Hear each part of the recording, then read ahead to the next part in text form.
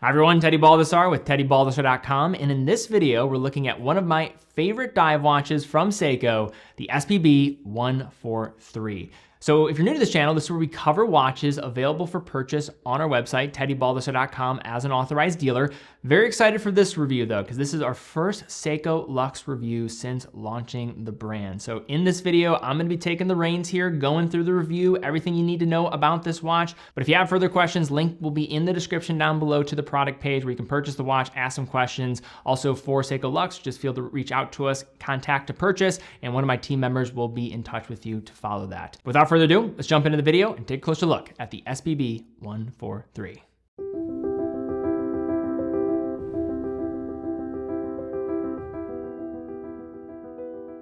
An outsized part of Seiko's history is within their dive watch heritage, going all the way back to 1965 with their first dedicated diver, the 150-meter 62 Mas, released as the 6217-8000, and later its larger crown sibling, the 6217-8001. It was the beginning of a lineage that went on to include legendary references like the Willard, the Turtle, the Marine Master, Tuna, and the SKX, just to name a small assortment of them. Now today, the company's broad dive watch lineup is well known for its rugged dependability from its entry-level Prospects models to the elevated Luxe variants. In other words, there's basically a Seiko dive watch for every segment of the market. Seiko has paid tribute to the 62 Mas design in the past with limited editions, but the SPB143 stands as one of the most faithful renderings of the 62 Mas currently available, characterized by the brand as the Prospects 1965 Heritage Diver's Watch, sitting at the same price point it was 5 years ago when it was released in 2020. Although this model family came with different dial variants at this 40.5mm case size, today we're going to focus our showcase on the SPB143 given its reserved charcoal sunray dial and classic styling and paying reverence to the past. First, we'll go through the standard points of its case, wear, dial, and movement, and then share some of my concluding remarks at the end about its overall positioning in 2025. So the SPB143 nails the traditional skin diver vibe with its case profile and checks in at a very wrist-friendly 40.5mm in diameter with a lug-to-lug of 47.6mm quoted by Seiko, but with my calibers, I have it closer to 47.2mm lug-to-lug. Those lugs themselves have a gentle curve hugging to the wrist. While bigger than a typical vintage skin diver, these dimensions are rather trim within the context of modern dive watches, and that sweeping downturn offers a great fit as opposed to a classic skin diver's flatter lugs. The case height is also proportional with a 13.4mm thickness at the center of the dome anti-reflective sapphire crystal. The unsigned unguarded screw-down crown at 3 maintains the retro look for vintage fans and offers solid enough grip with its pronounced ribbing. The solid case back likewise screws in and showcases Seiko's Typhoon wave design and embossed relief. Water resistance is rated at 200 meters, and the SPB143 is ISO compliant for those looking to test the waters with diving with it. The unidirectional 120-click elapsed time bezel has a step up in its action compared to the entry point of Seiko's Prospects offering, despite having some minor backplay. The black treated stainless steel insert is fully demarcated in white with engraved numerals and a lume pip at 12 for increased visibility. Another upscale touch comes from the case finishing, which is crisp and clean, showing dive watch appropriate circular brushing across the front of the case and squared off lugs with brightly polished bevels traveling the entire length of the case. A linear brush finish is used along the case sides, and it's here that you'll notice the drilled lugs, a detail always appreciated by professional divers and frequent strap swappers alike. Another point to note is the use of Seiko's own super hard coating on the case and bracelet, which offers additional protection against superficial scratching, perhaps not to the extent offered by materials like ceramic or tungsten, or even steel hardening treatments found from brands like Zinn. But still, it's a nice bonus, more than doubling the hardness of untreated stainless steel.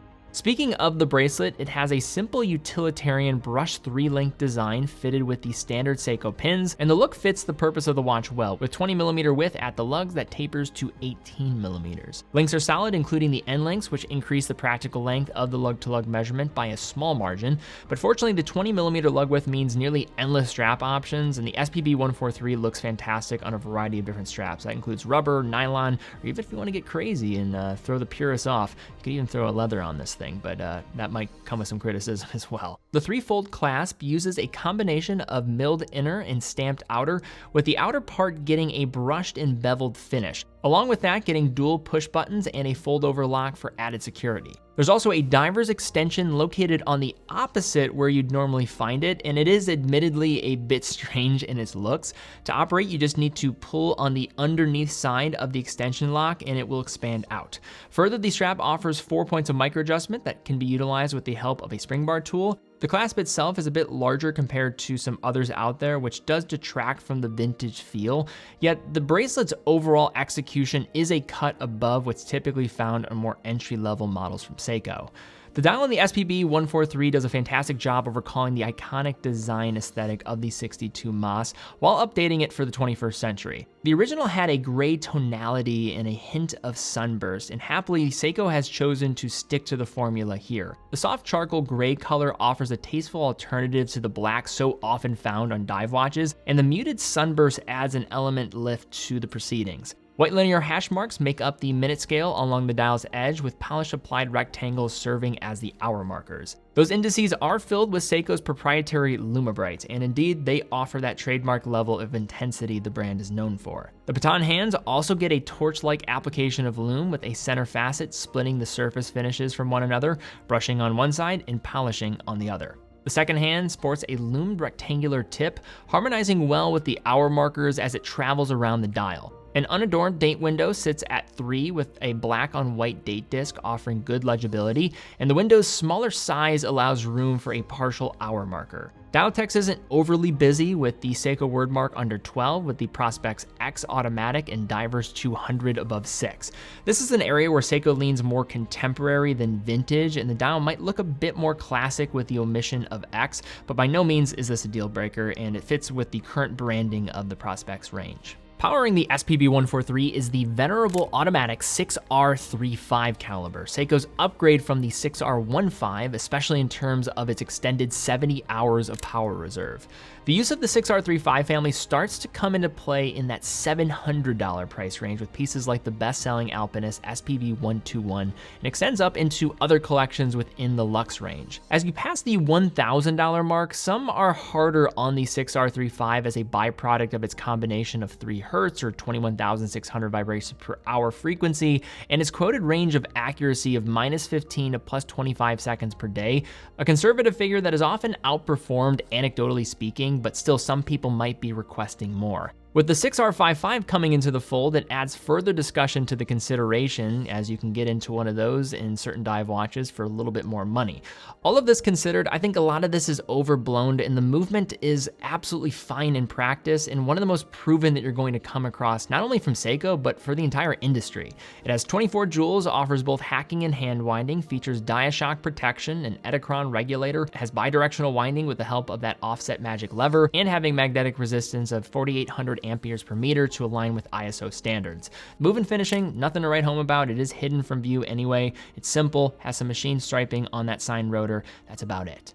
All right, so now some final thoughts on the SPB143. Let's talk about the cons, pros, and just my general take on this watch because so many people love this design. I am a huge fan of it as well. This is one of my personal favorites, but I want to try to give the framework of what I'm thinking about when trying to conceptualize maybe making that next purchase and whether this is going to be the right one for you. So I think the first thing that's being brought up when you're talking about an SPB143 is that it is at an elevated price compared to some of the entry-level Prospex models. We are talking about $1,200 in the grand scheme of things, where you can get into a Seiko dive watch for much less than that. Also, I think the other conversation that needs to be had is that there are now some other dive watches in the price range around this one since it came out in 2020. You have the 3-day 6R55 powered models like the SPB453, which a lot of people like. The design there is not going to be as heritage inspired as this one. That said, I think some might like having the extra power reserve there, but also getting 300 meters of water resistance in the process.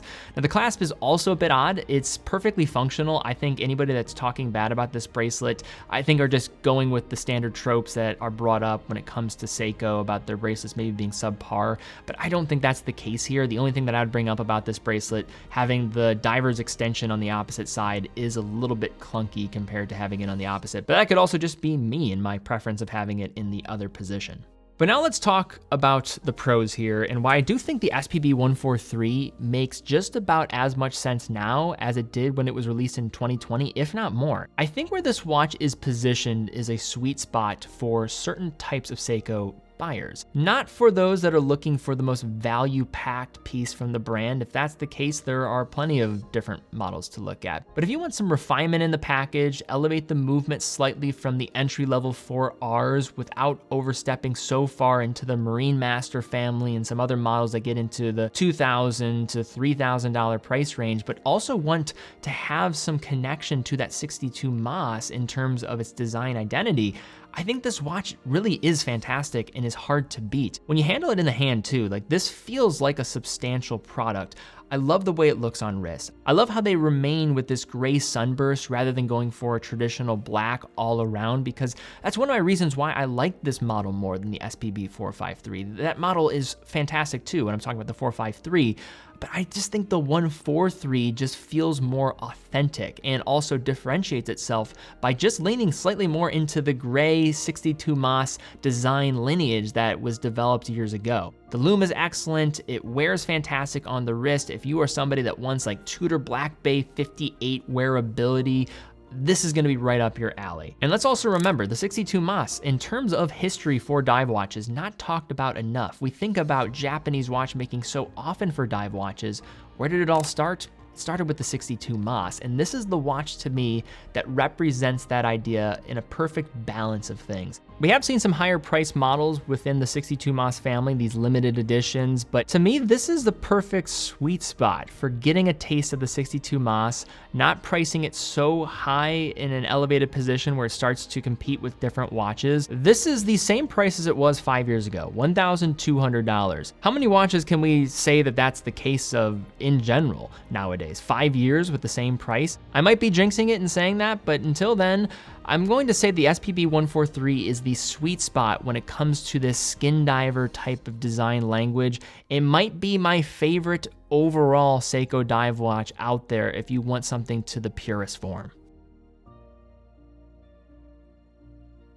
But guys, that's all we have for this video. If you did enjoy the review, please give it a thumbs up, subscribe, hit the bell icon. Really do appreciate that, as it does help out the channel here. Also, if you have any questions about these watches, you're looking to buy them, links will be in the description down below to the product pages where you can purchase them at TeddyBaldassarre.com. TeddyBaldassarre.com is an authorized dealer for all the brands that we carry. Every purchase comes with quick and fast fulfillment, dedicated customer support, and a full factory warranty for all the products that we offer. And in addition, every purchase allows us to keep doing what we're doing here and producing more content for you all every single day. But guys, thank you again so much for watching. Be well, and I will see you all very soon.